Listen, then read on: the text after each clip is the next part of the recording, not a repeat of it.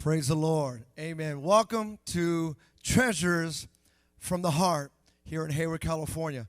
My name is Pastor Stephen Pineda. I'm the pastor here at Victory Outreach Church in the heart of the Bay.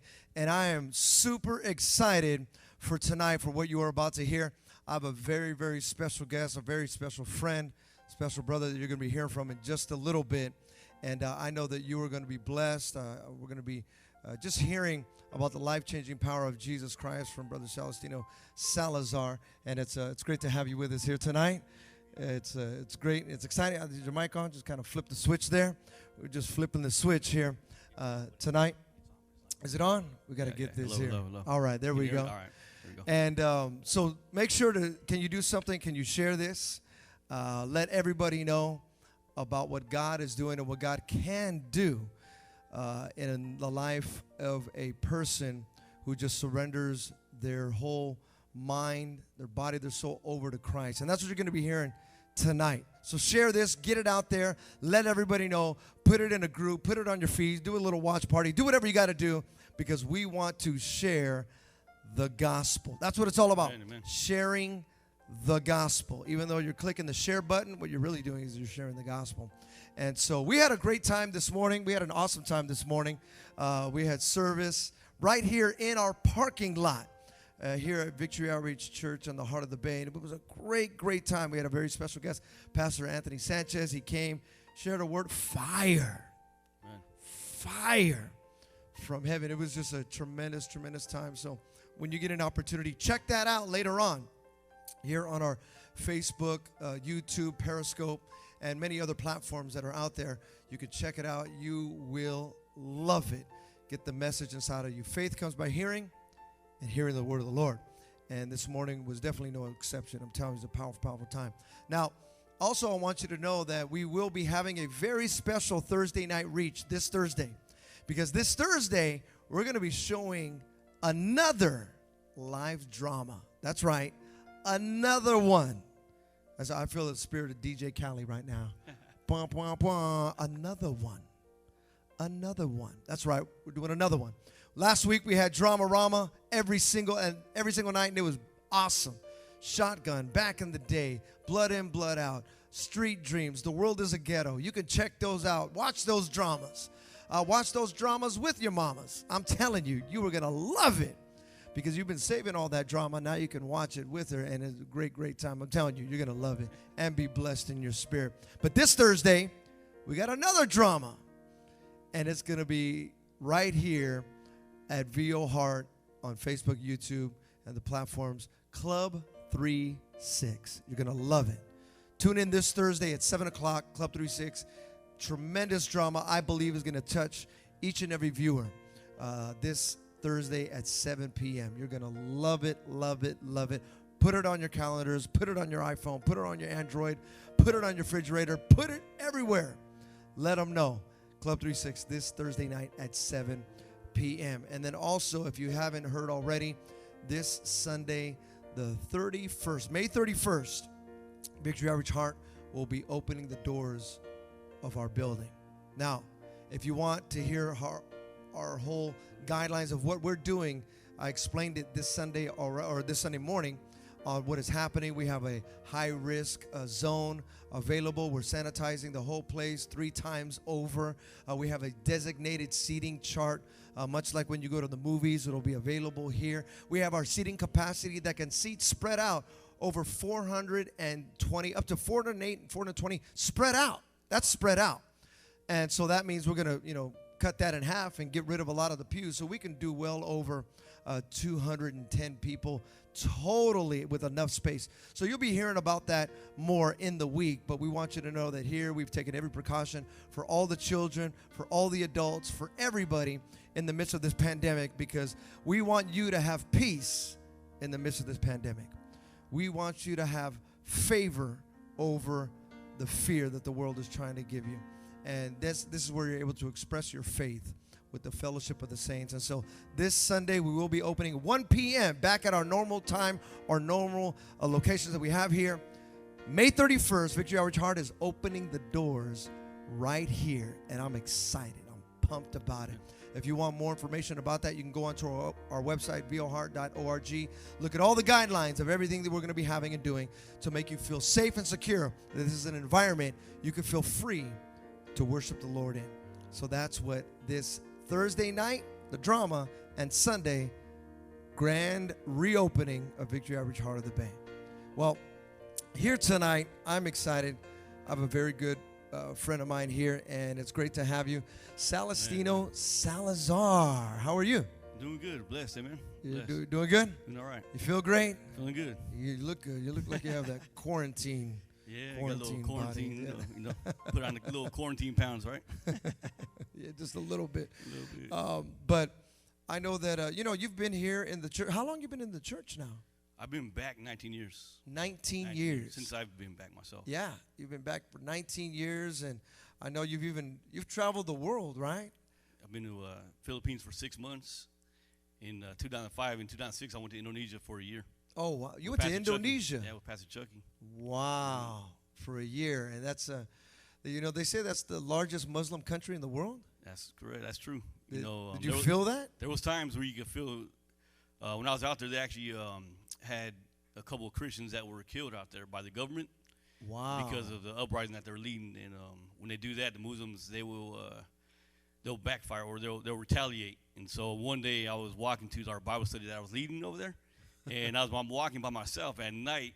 I was just thinking, I said, today could be the day that they just roll up in the van and throw me in the van knowing I'm a Christian just to get retaliation for what had happened, Well, actually what had happened was Christians had been killed by the government, right, because of what they were involved in, the Muslims. They were pretty excited about that, but then the Christians got a little upset. And the Muslims got upset, they started fighting, and I was right there in the middle of it, walking down to my Bible study. Wow. Feeling the tension, feeling the, like. Yeah, you can feel it. I can feel it. Yeah, I know out there, we talk about spiritual warfare, but I do remember going out there. You could feel it's like you could see the spiritual warfare over there. Yeah. Well, what's crazy is that, you said you went there in 2005, and you felt that, but really, you should have died a long time ago, prior to that. That's right? Correct, yeah. And I know that, you have a testimony. That's why I wanted everybody to hear it, because you truly are a treasure that the Lord has brought out from a mighty long way.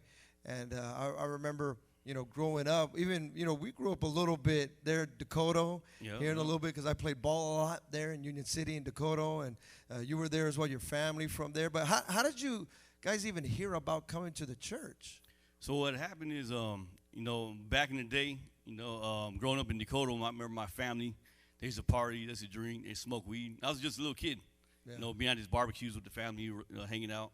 To me, it wasn't, it wasn't nothing wrong with it. I just thought that's just the way it was, Yeah. And just being out there watching my cousins, my uncles, and just everybody party. And then one day, though, the 49ers in the Super Bowl. So powerful testimony. That's it. Let's end it right there. That was good. No, so with the 49ers in the Super Bowl, it was like 1984 or 83, something like that. Wow. The family was getting ready for a big old party. They're in Los Robles Apartments. They're getting ready for this big old party, getting ready to, Super Bowl party. Yeah. And so they're, all doing their thing. And my stepdad at the time, he was high on some KJ, and he was tripping out of his mind. He ran into the house, pulled out a gun, asked my mom was that.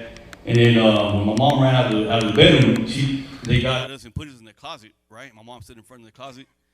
And my stepdad, he pulled out that gun, though, and he ran into my mom and put the gun to her head and pulled the trigger. And nothing happened, though.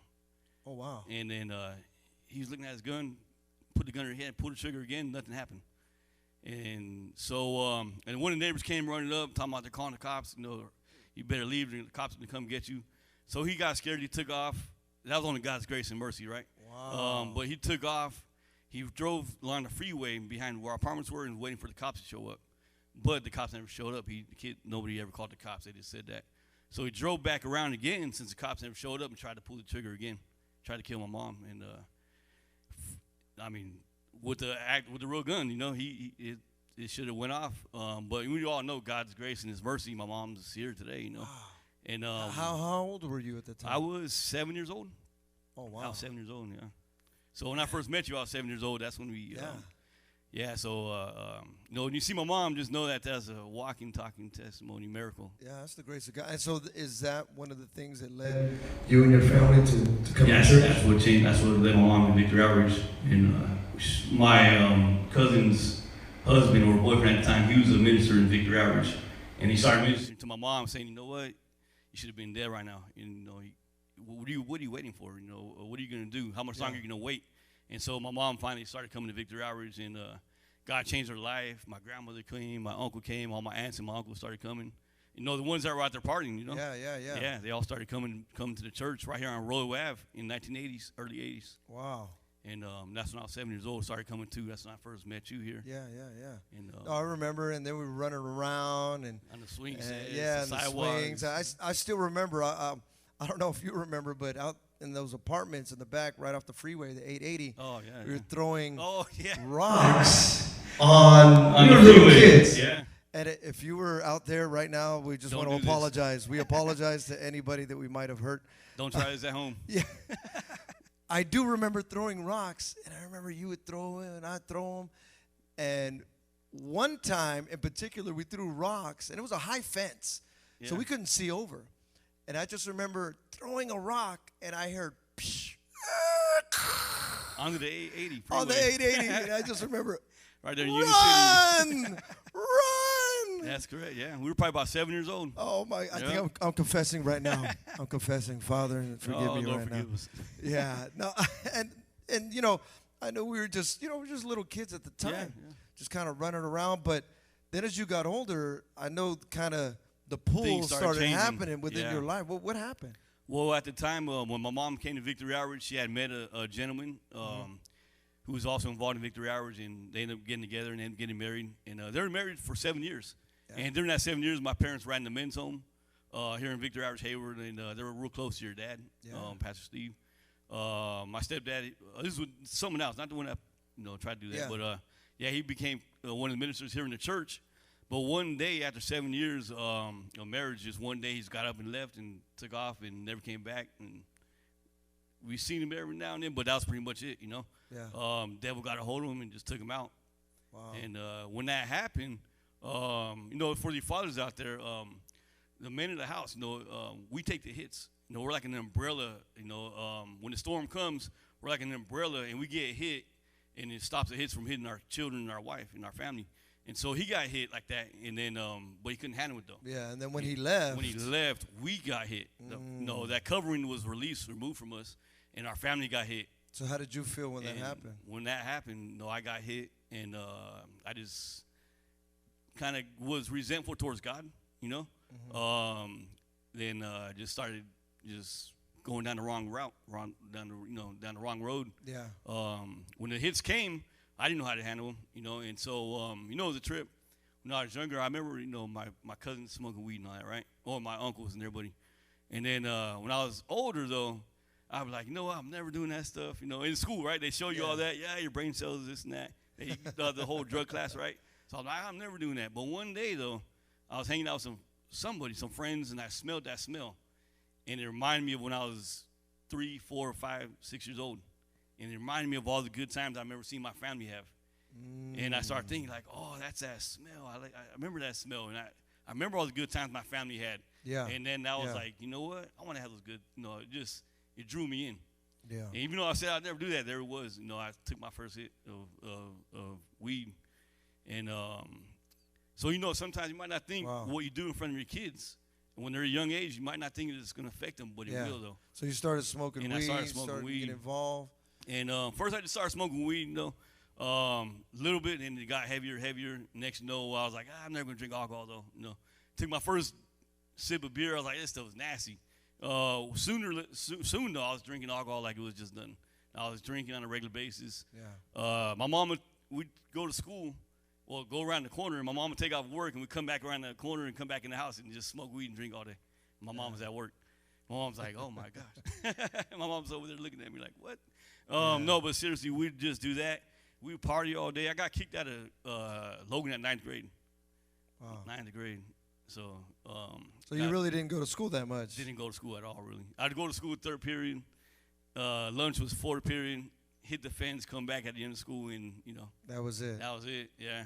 And so then at that time, now going in high school, I know you started running around with some of the guys and some of the fellas. Started running around with the neighborhood. Yeah. With the homies out there in Dakota, and well, actually, I remember seeing some of the older homies that were out there. My older cousins, some of the older homies that Chai, brother, remember him? Yeah. I'd walk home from Bernard White, and I'd see Chai, and I'd say, hey, I'd just talk to him. I remember hearing his stories, I looked up to Chai, one of my friend Moses, I just look up to them, and I just love to hear their stories, I go walking down the main, where we had the rallies at. I go walk down to the main and hang out, put my foot against the wall.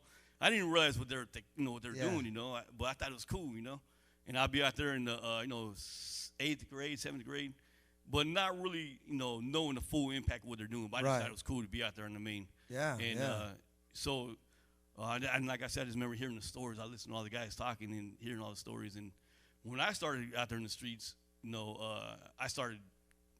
The stories started coming real, and I started living those stories that they're talking about, my own stories. What were like some of the things that happened within your life that all of a sudden you started hearing those stories, but then you started writing those stories? Yeah. Well, what had happened was after I got kicked out in 9th grade, I went to the continuation school. But during that summertime, I started coming back to church, and God started moving. But when school started, little by little, I started slipping.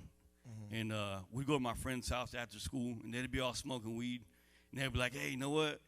Dude, you can't smoke no weed because you started going to church. Dude, we don't want to be a bad influence. But I'm in the house and they're all smoking weed. Like, but you can't touch it. Yeah. Not you. Not you. You're supposed to be the good one. Yeah, you're doing good now, dude.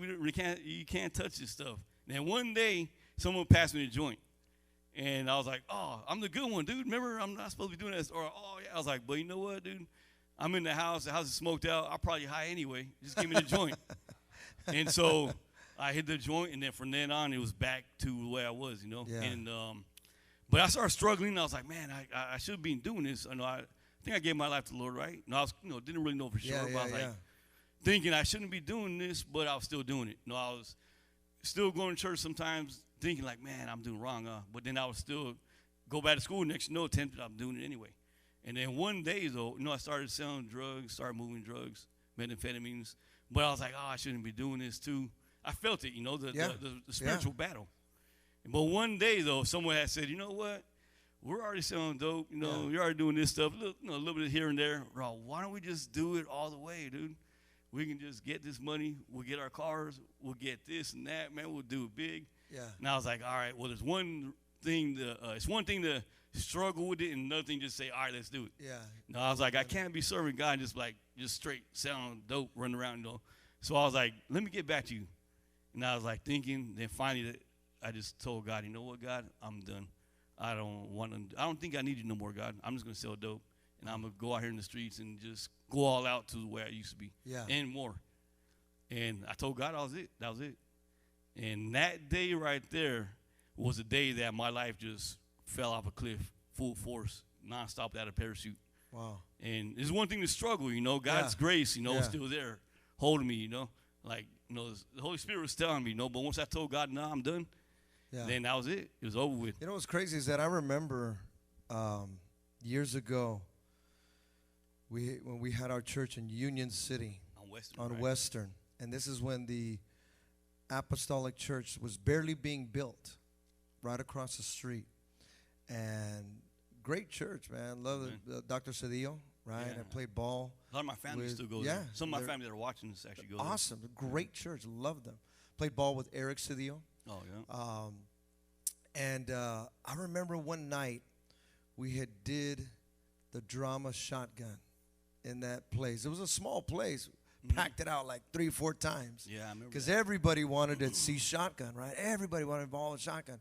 And I'll never forget, a big carload of homies from Dakota came. And they came deep. Yeah. And I mean deep. There must have been at least, 70, 80 of them. And I don't know if you were in that group or not at the time. I'm not sure. Yeah, I don't know. I don't know, but I'll never forget that night. The guys wanted to jump off with some of the guys from Hayward, because we were in Hayward. We had moved to Union City, back and forth. And I just remember these guys coming, and I remember them showing me, oh, there's that little guy. There's that little guy.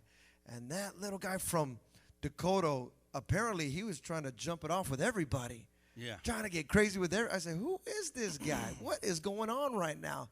I'll never forget. They were just spinning inside the parking lot. This was after the drama shotgun. Yeah. Spinning all over, When going the cars crazy. spin Yeah, around, the cars. And they were yelling. I thought we were about to have the drama shotgun outside in the parking lot. Yeah. Like it was about to go down right now. Live, and I was young. I was maybe 12, 13 years old, maybe 14. And they were about to go at it. I go, what is going on? But I just remember some guys from Dakota also that got saved in Dakota, because there were the big homies, but we also had other big homies that got saved. Pastor Daniel? Yeah, Pastor Daniel Aranda. They came, Albert Loma. These guys came out and said, hey, not here. This is the presence of God. This is the house of God. Wow. And they took off. I'll never forget that. Yeah. So this is the house of God. And that was a moment that I'll never forget, that God just showed up right there in the middle of Dakota. Yeah. Just showed up powerfully. Wow. I think I remember that. You remember that? I think so. Yeah. Were you the one doing the donuts in that car? I might have been a little younger at that time. I mean, no, I might not have been involved fully. But those were the guys that you were that. involved with, right? Those guys, yeah. And so what were some of the things that you would be involved with even back then? Oh, man. I mean, we'd go get picked up from school. Actually, you know what? All right, so check this out. So every day, I'd have every intention to go into school. This was when I was at continuation. I was like, I had to care, right? Mm-hmm. Now, it didn't mess around. It was like, all right, I had to go to school. So every day, I'd had the intention to go into school. I'd walk down 4th Street, hit East Street, go down 2nd. My homie lived on 2nd Street.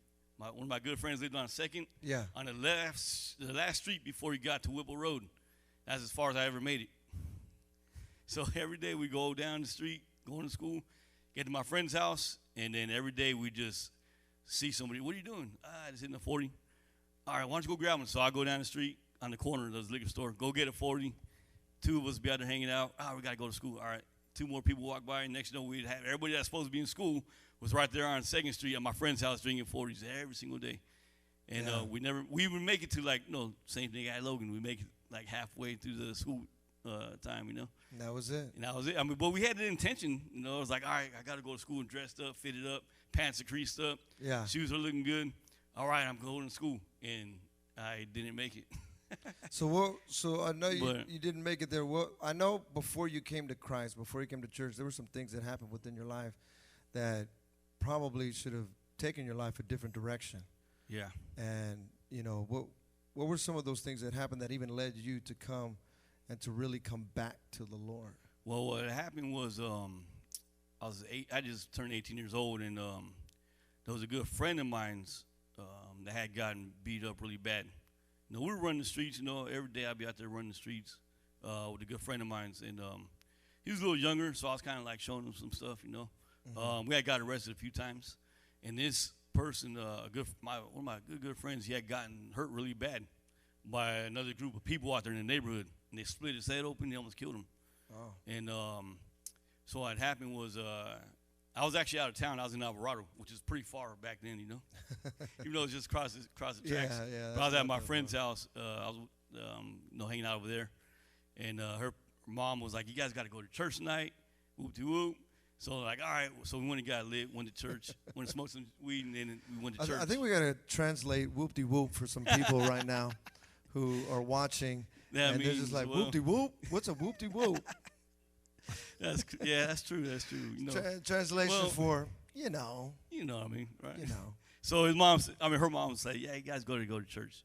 So we were in Alvarado. I didn't know all this stuff was taking place. Yeah. In Dakota, and went to church. Came back from church, and there was a bunch of people in my front yard and also my neighbor's yard. And I was like, Wednesday night, there's really not people hanging out on the Wednesday night, drinking and smoking, just doing their thing. Yeah. But then again, when I got out of the car, the atmosphere was a little bit different, though. It wasn't like a joyous, like, hey, what's up, let's kick it. It was kind of a little bit somber, Yeah. And then I found out that's when my friend had gotten almost, they almost killed him. He was in the hospital that night, almost died. And some things that took place. There was a shooting ended up happening out there.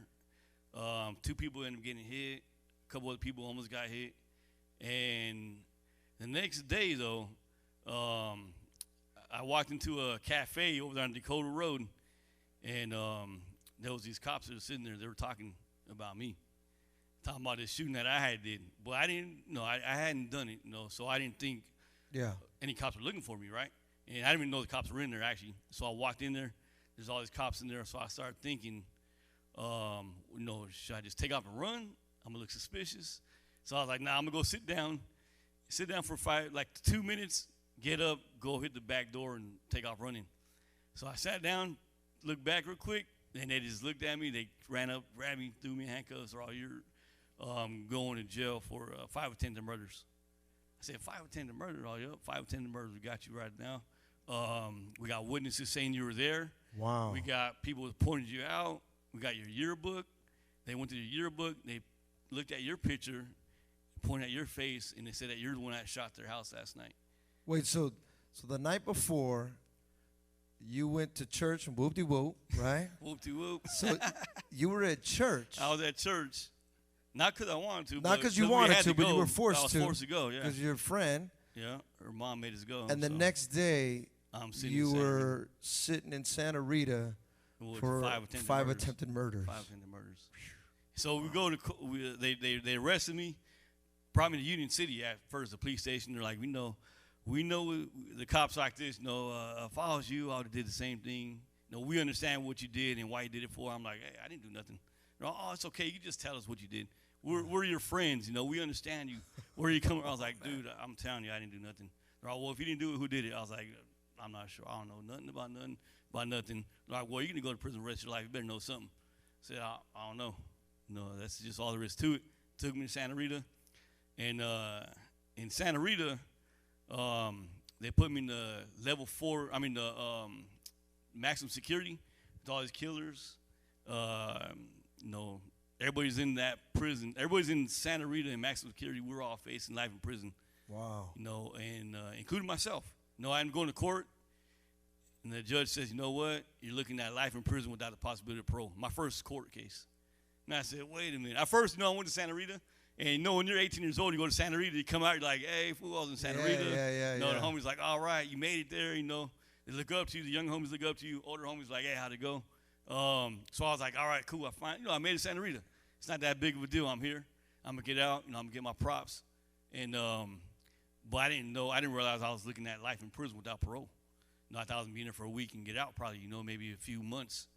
And I went to that first court case. And some of my homies were in there for other cases too. We're all in there. They called my name. And they said, no, you're here for 5 attempted murders, premeditated enhancements, gang-related enhancements, shooting in an occupied dwelling. Oh, wow. Shooting into a car. And they're all, you're looking at life in prison without the possibility of parole. They're all, you're never going to get out. And I was, 18 years old, right? And I was like, oh, no, this isn't the game. Like, I'm not going to get out like I thought I was. You ain't getting out in a week. I'm not getting out in a week. And they were like, we got a $2 million bail set for you. So I really wasn't getting out. I had $2 million bail. It wasn't, $10,000. It was $2 million.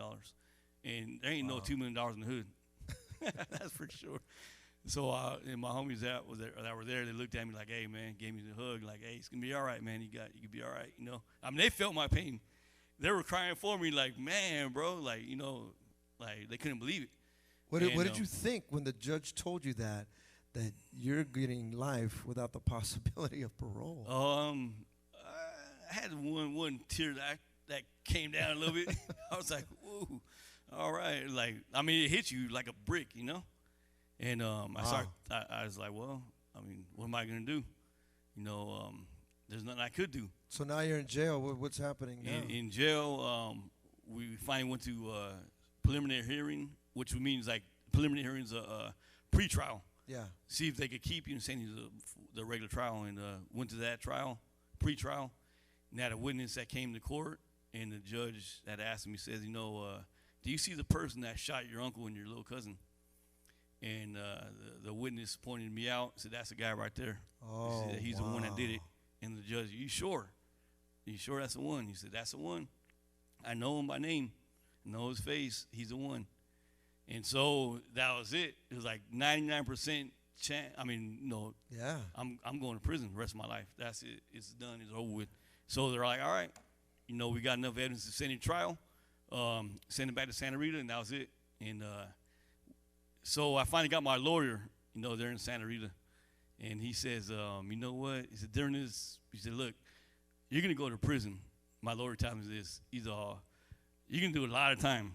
He's all, my job is to get you as least time as possible, but believe me, at least time is still going to be a lot of time. So what was he telling you that your least time could be? 13 years. Ooh. 13 years was the least I get. So they came across, they offered me, they said, look, check it out, we'll give you 13 years right now in prison. You have to admit to all the attempted murders, 5 attempted murders. You have to admit to gang-related enhancements, and we'll drop the premeditated. The premeditated carries life. So we'll drop the premeditated, and you admit to gang enhancements and the 5 attempted murders, you get 13 years. But with that right there, we already know, the homies already know, people in Santa Rita know, we know that that's a life sentence already, though, because I'm going to go to prison. I'm going to go to level 4 prison, Pelican Bay, something like that, because of the gang enhancements and all that stuff that took place. Pelican Bay, it's on and popping, dude. You had to be a warrior out there. You had to be ready to just protect yourself, whether it's at all means possible. You got to protect yourself. If you want to make it out of there, you're going to do what you got to do. And during that time, you're going to catch a stabbing. You're going to catch something like that, which would be another case, which would be So and pretty you're really much, going to get it. Yeah, you're pretty much going to get life in prison. You know, 13 years. They're setting you up to get life. Yeah, exactly. Whether you like it or not. Whether I like it or not, I'm going to do life. That's like they're like, oh yeah, he's going to take 13 years and So I was like, nope, I'm not going to do it. I said, I'll take 8 years. I'll take 8 years in prison right now. I dropped the gang-related enhancements. I'll admit to everything else. They're all, nope, 13 or nothing. We were at a stalemate. And, we kept on. That was it. There was nobody moving. They were moving. I wasn't moving. So what happened now? So when I was in Santa Rita, got in quite a few fights. My cousin from Dakota, Shotgun Charlie, some of the OG homies know him. He was in the building next to me. He started a big old riot with the brothers in there from Oakland. So one day, my cell popped open, and all the brothers just ran up my cell, man. One hit me in the face. I jumped out. There were about 6 of them, big old dudes. I was like a little 18-year-old, little skinny guy. I was like, what am I going to do, man? I had a little piece there. I went to go grab that piece. They see me going for my piece. They kicked it.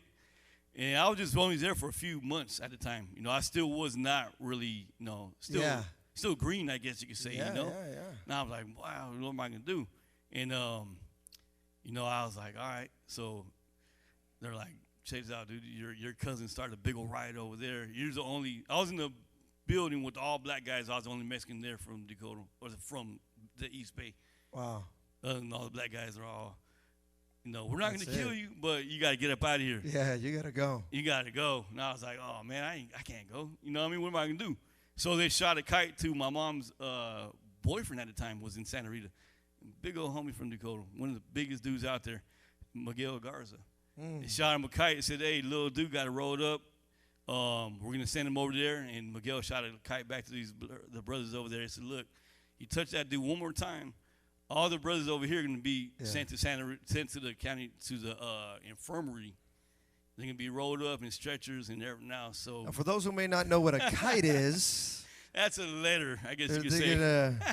Because I know some of you are thinking, oh, they fly kites in jail? In Santa Rita, in the yard. Different kind of kite.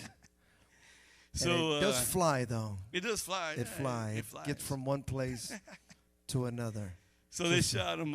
They told him to say, you guys got to apologize, or else, something's going to go down. Right. And so all these big old black dudes, man, walked up. They're all, hey, we're sorry, man. We're sorry. For those who may not know, jail's also very, very segregated. It's very segregated. It's I know, my father being in prison, I heard a lot of stories about the segregation. People probably seen it in movies. They see that in movies. They see it. But real life is not like a movie. Not at all. Not even close. In the movie, they show everybody having a good time. Yeah. I mean, that's not so much. Not so much. No, I know, and it's very segregated. You have, sometimes you get your ABs over here. You get your blacks, you get your browns. You got the northern, southern. You got northerners, southerners. They're all all different separate places, and you have to stick to that, because if you don't stick to that, you're gonna get stuck in another way. And so, since I was only Mexican Norteño Mexican in that building. I had to stay there and hold it down for us or for me. For me, you know, I was like, so, you know, I stood there, and that kind of like woke me up. Like, started, you know, I was like I said, 18 years old. No, I was like, then I started thinking like, man, this is getting real. You know, this is what it's all about. Wow. So I had to start learning everything. I had to start learning the ropes, you know, about prison, about county jail, about who's who, where's where, what you got to do. You know, regardless of 8 guys running your cell or not, you can't run. You know, regardless of dudes are bigger than you can't take off running. You got to stand your ground. Just to survive. And that's what they told me. They said, the next time the dudes run up, well, I didn't run anyway, but they said, next time you do that, you hit the biggest one, regardless if they beat you down or not. They're all, you just hit the biggest one. I was like, all right. So I started learning, you know. Wow. And, you know, I got in quite a few fights over there. Actually, Fremont and Dakota didn't get along, right? And so we'd all be in there hanging out. I finally got moved to another building after I established that one. Then I got moved to the building where all my friends are at and some other guys from Fremont. And we'd be all okay, and everybody started drinking jailhouse wine. And then everybody would be like, hey, remember that one person that, you know, my cousin got hit by your cousin, or, you know, you hit this one guy and you fought this other dude. And next, no, we're sitting there fighting in the county jail. Fremont and Dakota, and I was the only dude from Dakota, so I'm fighting all the guys from Fremont by myself, dude. Wow. So, no, it's crazy. They call Santa Rita they call it like a ward, like a training ground. You know, it's a training ground for prison. You know, if you can handle Santa Rita, maximum security. It's a very big jail. It is a big jail. Very big jail. It is huge. And I mean, that thing is, I mean, that thing is really big. Yeah. It takes a while to get. So now you're in jail. You're there. Did finally what happened? Well, you know, no, after all that was taking place, I was still going to court, you know, and you know, finally I started realizing, like, you know, the only thing that we could do was just waive time. We couldn't go to trial because if I went to trial, I was going to lose and go to prison for the rest of my life. So we just had to waive. We go to court. Judge says, "What do you guys want to do? Waive time." All right, that's it. Yeah. No, you know, until my lawyer was just digging, trying to find something. And so finally, I realized, you know, I'm never going to get out. I mean, I know that's what the judge told me, but after about a year or so of sitting in Santa Rita, for something that you didn't even do. Sitting in Santa Rita, I started thinking, like, man, I'm really never going to get out. Most likely that's it. I'm done. And so finally one day I said, well, you know, when all else fails, what do we do, you know? Look to God. When all else fails, I was like, all right, well, I said, God, I don't know. I mean, man, it's like, God, you know, I mean, I haven't been close to you I don't even know you, God, you know. I don't even know how to even pray right now, really. I said, but I'll just tell you this. I said, God, if you've ever get me out of the situation, if I could ever see the streets ever again, whether I didn't know if it's going to be 10 years, 100 years, you know, I mean, who knows? But I said, if I ever get out of here, though, I said, God, I'll give you my life. I said, I'll live for you, God. Wow. I said, I don't know how you would do it. I don't know if I'm ever going to get out. No, even if it's 20 years, if I get out of here in 20 years, I'll live for you, God. Wow. But just let me see, the freedom one time, you know. And I said, that's it. That's all. That's my prayer. Just if you ever get me out of here, I'll give you my life. And it was a long shot, you know. I mean, it was like a Hail Mary. That was my Hail Mary right there. I didn't have nothing else there, you know. I was like, well, yeah. I mean, I didn't really believe that was going to happen, but I was like, well. So then what happened? My lawyer called me up, or actually, I was in Santa Rita, so he couldn't call me up, but he got there, and he got a hold of me, and he said, look, we got some information here that the public defender and the DA were working to railroad you. The public defender was going to let the DA just have your way with your case. He wasn't going to really fight for you the way he was supposed to. And the DA was going to give him a few cases to let him win. Let him win a few cases. Wow. He let, you know, if the DA. So you were just caught in the middle of politics right there. Yeah. So, you know, were the a public number. defender. You were a case. That was it. Public defender was going to let me get railroaded. And then the DA was going to give him a few cases. And my lawyer, I had a court-appointed lawyer now. They got rid of that guy. And the court-appointed lawyer, he found that out. And he had actually signatures and paperwork, an agreement that they had signed. He said, look, dude, this is illegal, bro. Wow. He said, we can get you out of prison right now. He's all, but they can dismiss your case, then they're going to rearrest you and send you back to Santa Rita, refile. He's all, or we're going to offer them 5 years. He's all, because of this situation. He's all, what do you want to do? I said, give me 5 years. He said, you sure? He said, 5 years is a long time. He's all, do you want? He's all, but life in prison is even longer. What do you want to do? You know, and so I was like, well, I got to do it, you know. And so we went to court, filed the motions and all that. And my lawyer said, you know what, I'm going to offer you guys 5 years. The public defender fought it. The judge agreed, though. The public defender didn't want it to go. He wanted me sitting 10 years. Yeah. And the judge said, 5 years is good. He says, give him 5 years. I had to admit to the case, to the shootings I didn't do, right? Wow. I had to admit to him, you know what I mean? But I was like, hey. Just because you were a case caught up in politics. If I'm going to get 5 years, and that's what I got to do, that's what I got to do. So you wound up doing the 5 years? I got 5 years and going to Soledad San Quentin State Prison. So it doesn't get more real until you get to San Quentin, I tell you that. When you're 19, I was 19 now. You pull up into the gates of San Quentin, that's when it gets about as real as it gets. You know, you think Santa Rita's crazy, you get to San Quentin, and you look at these big old walls right there, and I started thinking, like, all right, you know, here it is. Here goes nothing. It's the big one. It's a big one. This is about, you know, it's a real big one. Wow. And I got to San Quentin. I was up in there. One of my homies from Dakota, actually, somebody I never even met. One of the homies that was, OG homie that was out there, he pops up in my cell, knocks on the gate. Hey, you Celestino? Yeah. I said, you know, he started talking to me. I said, how'd you find me, dude? This place is so big. Now, how do you know where I was at? And he's like, no, I didn't ask. I was thinking that, you know. Yeah. But he's like, hey, look, you're in San Quentin now. You know, we from Dakota. We got to, you know, we do what we got to do Stick here. Together, yeah. Yeah, you know, he's like, make sure you're good. You know, if you ever need anything. And they started schooling me down on how we do it in San Quentin. And from San Quentin, I got sent out to Soledad State Prison. And in Soledad, you know, I did my time over there. I was working, still running around, you know, doing what we got to do, gang banging, you know, fighting every now and then. You know, we try to, over there it's more about respect than fighting. Santa Rita's all about fighting. You get to prison, it's not all about fighting, because you hit somebody, you're going to set off a big old riot, and people are going to die. Yeah. So over there, it's about, when I first got there, I seen these Southsiders over there. And our table was here, Southsiders were here. So I didn't know. I seen Southsiders. I thought I was in Dakota, so I walked right past these guys, right through the middle of the table, my head hecka high, shoulders back, like, you know. Like nothing. Yeah. I was like, this is Dakota food, like, you know. Yeah. You know, I looked down, you know, mugging them. Then they started, my homies were like, hey, bro, this isn't Dakota, bro. This ain't the streets. Don't do that. Or you can't do that, dude. You're going to set off a big old riot, bro. And, you know, it's just going to be all bad, dude. They're all now we got to respect them. I was like, you know, respect them. Like, but that's the enemy, dude. Yeah. But I had to learn. You know, I was like, another yard, another prison. I had to learn how to act over there. Because in San Quentin, we see Southsiders, we just, you know, there's no respect over there. We just, yeah. But now we get to the main yard, in prison, Soledad or any other prison, it's all about respect. You got to respect your enemy. And so I had to learn that. But in there, I still, you know, I started, my mom's like, what? But I started selling heroin when I was in there. Gang banging, you know, doing some security stuff on the yard. Every morning in Soledad, when I had security over there, I had to wake up. I had to get one of the new guys that just came in.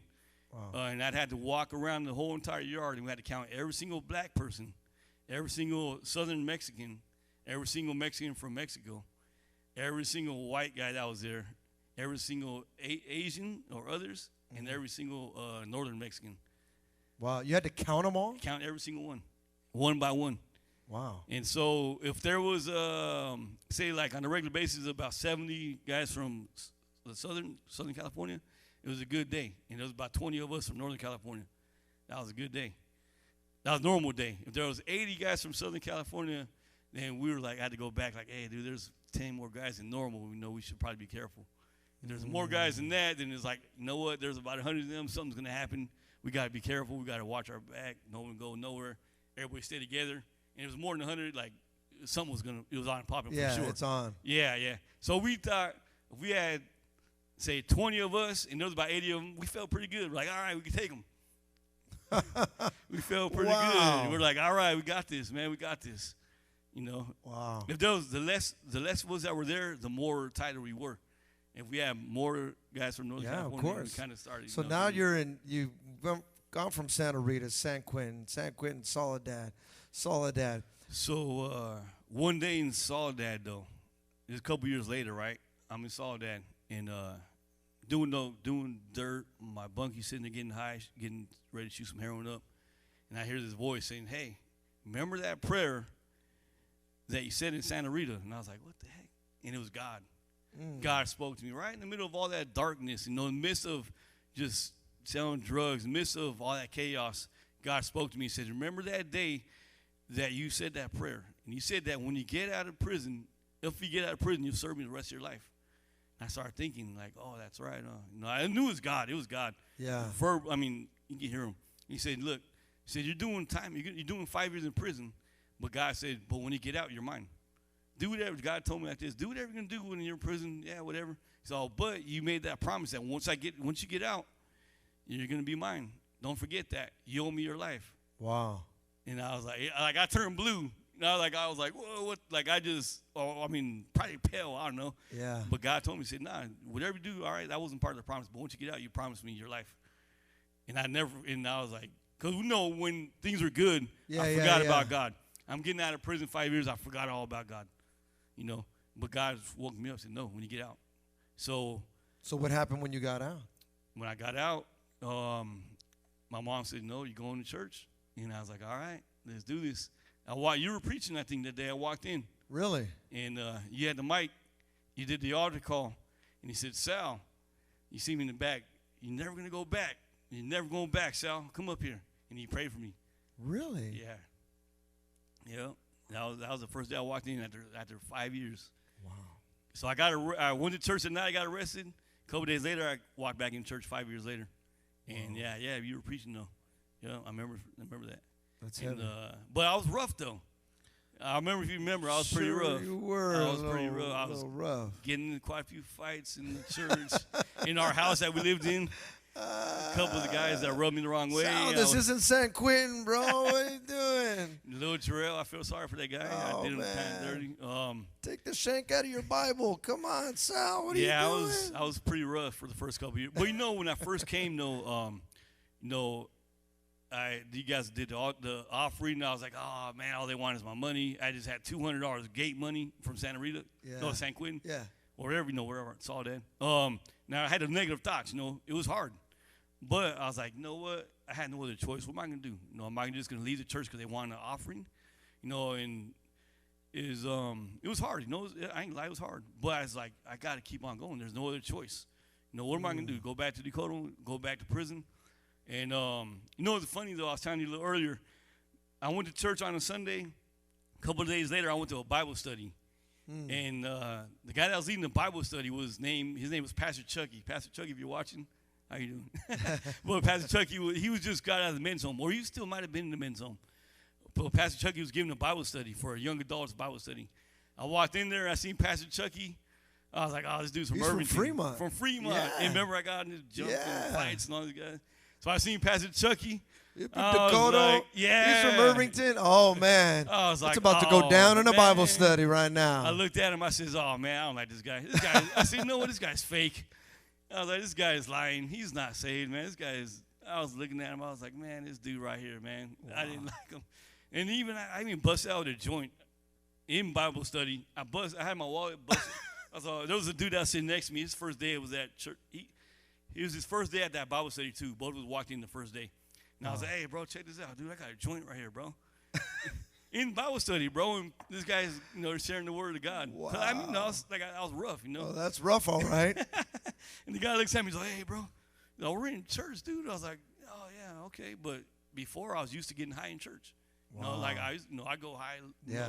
It was no big deal. And then, like I said, I seen Pastor Chucky, and I was like, just mugging him. Looking at him all sideways. Wow. Yeah, but what was funny is that Pastor Chucky turned out to be one of my best friends, though. Wow. And in Indonesia with him out there, helping him pastor his church, helping him build his church, just helping him out there, man. One of my worst enemies turned out to be one of my best friends. Wow. Ain't that crazy? But That's heavy. For those of you that are out there, might be getting out of prison, or you might be walking into church for the first time or second time. You're like, oh man, I'm not doing this, or they just want my money. They just want this. This is fake. That person's fake. The pastor's just, I don't know about that guy. But you know what? Give God a chance, though. If you're out there, give God a chance. Don't leave. Come back again. It took a while for me to, for God to break all that stuff out of me, Yeah. All that prison mentality. It took a while, a couple years, actually. Quite a few years. But I never stopped, though. And, for the most part, I was all right. But every now and then, something would trigger something, and I just snap. Yeah, and yeah, you had to come yeah. up like, Sal, calm down. Sal, I'm the pastor. I'm not from Irvington, bro. Come on, chill.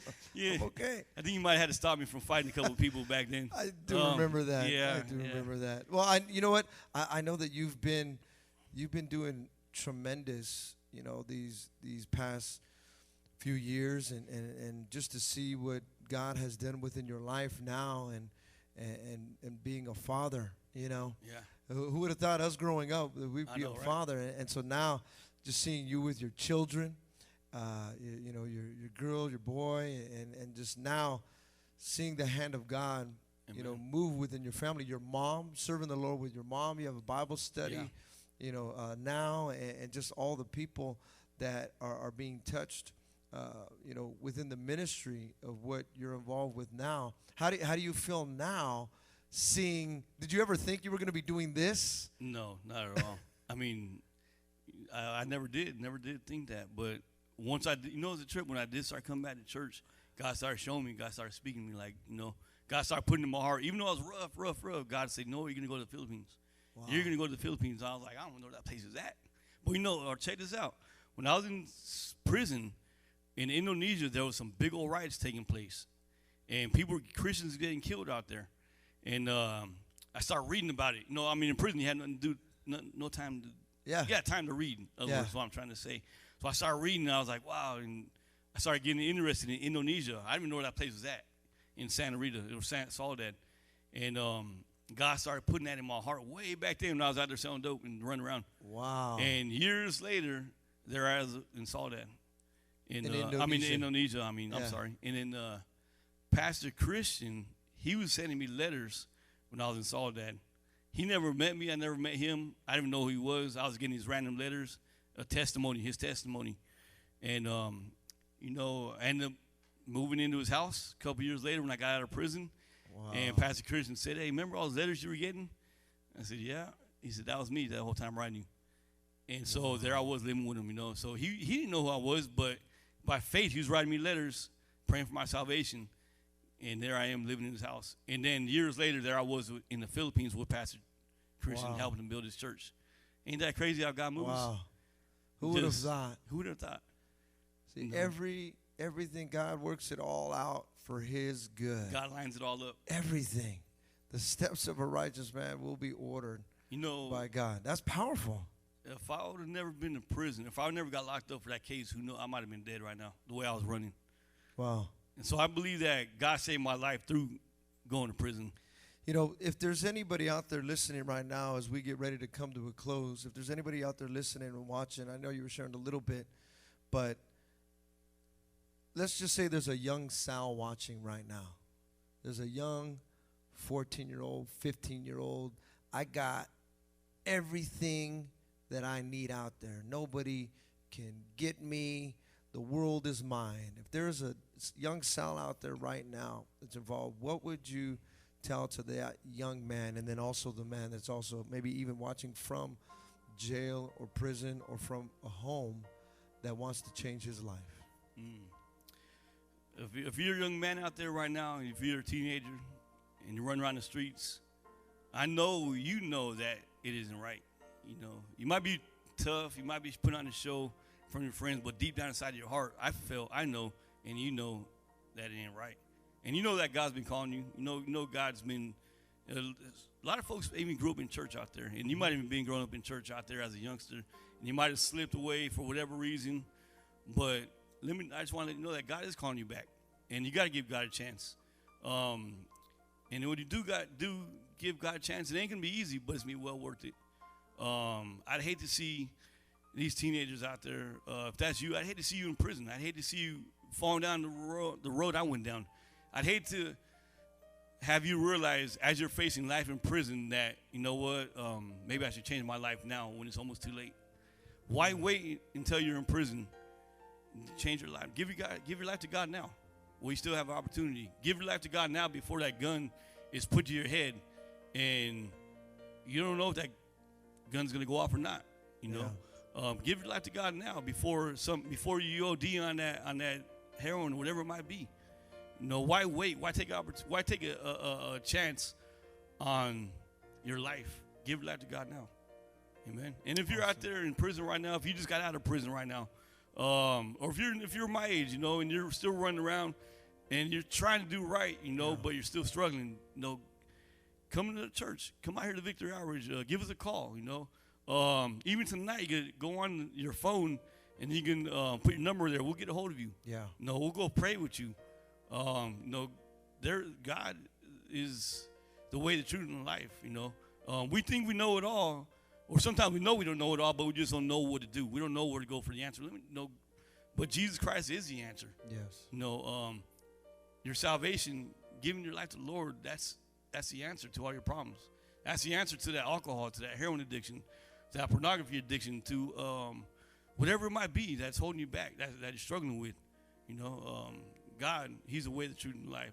If He could change my life, He could change anybody. If He could, I mean. That's it. That's so true right there. And I think, you know, we're going to pray right now, but I know, are your kids here? Yeah, they're right. Are they here? Where are they? I want them to come. Sal.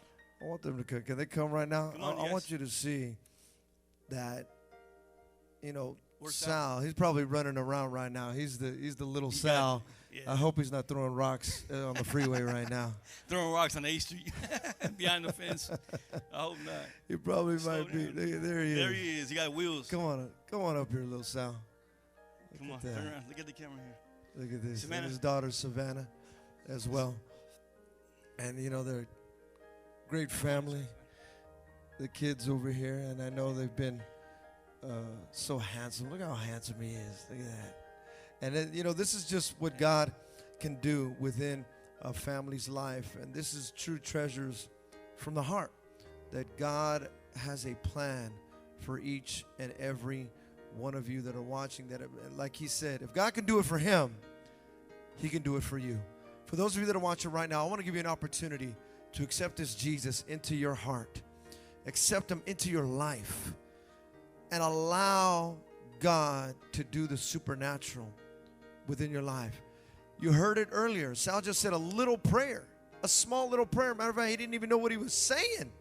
He just knew that he wanted to give his life to Christ. Some of you right now, I want to help guide you with that.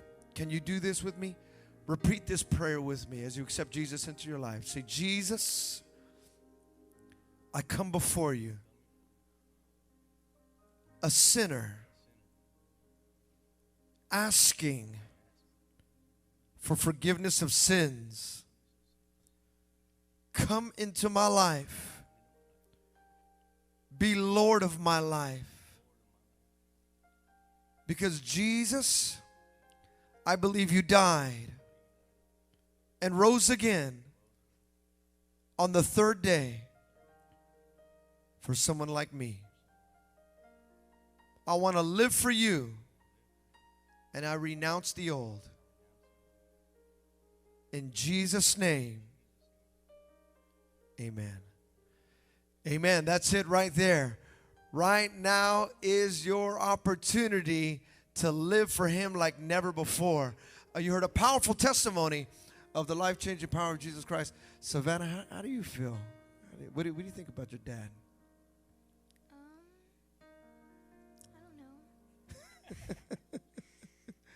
don't know. Do you love your dad? Yes, Is he the bomb? kind of. Is he the greatest? Sort of. Is he the best dad you've ever had? Yeah. What about you, Sal? Want to say anything, Sal? Want to say anything? Want to see your friends? Like baseball? This is so funny because he's acting so shy. And if you know Sal, he is not shy at all. Not at all. He is not shy whatsoever. He's the first one to run up and Yeah. give me a handshake, hug. So this is going to be our future worship leader right here. This is our future worship leader. She can sing. Yes. She can sing. She loves the Lord. So for those of you that are watching right now, if you got saved tonight, you accepted the Lord, I want you to comment or direct message us. One of our VO Heart administrators will help connect you to a church in your area or even here at Victory Outreach, Heart of the Bay.